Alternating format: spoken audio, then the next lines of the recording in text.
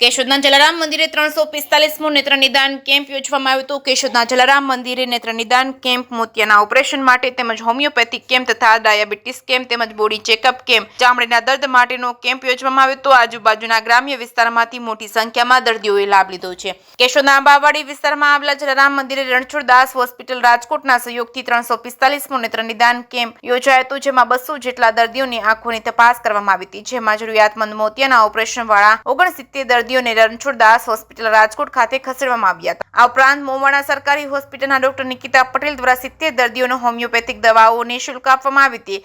175 દર્દીઓને અવેરનેસ માર્ગદર્શન આપ્યું હતું। જલારામ મંદિરના ટ્રસ્ટી દિનેશભાઈ કાનાબાના જણાવ્યા મુજબ કેશોદના જલારામ મંદિર ખાતે છેલ્લા ઘણા વર્ષથી યોજાતા નિઃશુલ્ક નેત્ર નિદાન કેમ્પમાં અત્યાર સુધીમાં 345 જેટલા નેત્ર નિદાન કેમ્પ યોજવામાં આવ્યા છે, જેમાં લગભગ 24,491 જેટલા મોતિયાના દર્દીઓના ફ્રીમાં ઓપરેશન રણછોડદાસ હોસ્પિટલ રાજકોટ દ્વારા કરવામાં આવ્યા છે। જલારામ મંદિરે પહેલા અને ત્રીજા રવિવારે વર્ષોથી રણછોડદાસ આશ્રમ ટ્રસ્ટ રાજકોટના સહયોગથી નેત્ર નિદાન કેમ્પ રાખવામાં આવે છે।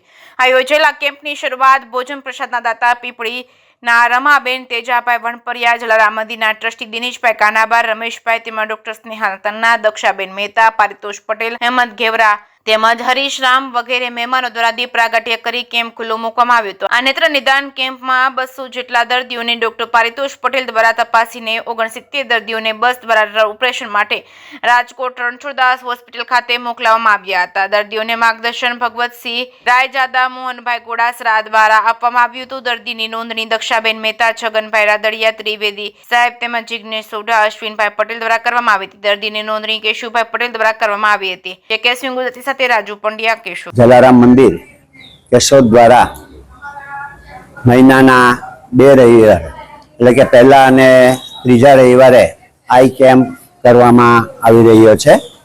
આજે આઈ કેમ્પનું આયોજન કરવામાં આવેલું હતું, જેમાં લગભગ 200 ઉપરાંત દર્દીઓએ ભાગ લીધો હતો, જેમાંથી 69 દર્દીઓને ઓપરેશન માટે રાજકોટ રણછોડદાસજી આશ્રમની અંદર મોકલવામાં આવેલા છે। અહીંયા અવારનવાર જુદા જુદા ભોજનદાતાઓ દ્વારા અમારે અહીંયા પ્રસાદીની વ્યવસ્થા કેમ્પની અંદર કરવામાં આવે છે।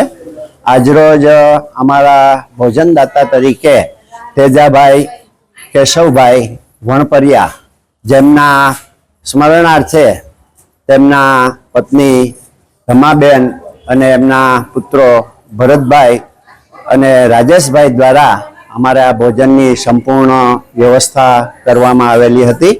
અત્યાર સુધી 345 જેટલા કેમ્પનું આયોજન કરવામાં આવેલું છે, જેમાં લગભગ 24,000 ઉપરાંત દર્દીઓને આંખના મોતિયાના ઓપરેશન કરી અને એક નવી દ્રષ્ટિ આપવામાં આવેલી છે। દરેક આવતા દર્દીઓને એક ખાસ વિનંતી છે કે આધાર કાર્ડ અને મોબાઈલ નંબર લઈને આવે, એટલે એ લોકોને કોઈ જાતની તકલીફ ન રહે અને સારી રીતે એ લોકો ઓપરેશન માટે જઈ શકે। જય જલારામ।